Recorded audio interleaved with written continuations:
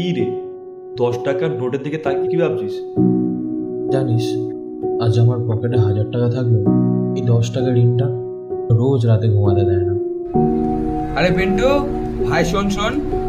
কি রে ভাই, কদিন হয়ে গেল পড়তে আসিস না কেন? কি করে যাই বলতো, মাসের পর মাস টিউশনের টাকা বাকি পড়ে রয়েছে।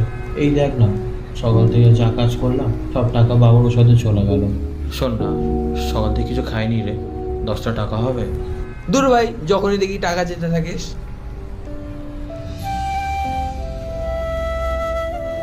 খেয়ে নে। কিন্তু আমার কাছে তো টাকা নেই। টাকা নেই তো কি হয়েছে, টাকার চেয়ে মন সত্য বোধটা অনেক বেশি। আজ খেয়ে যা, পরে দিয়ে যাবে।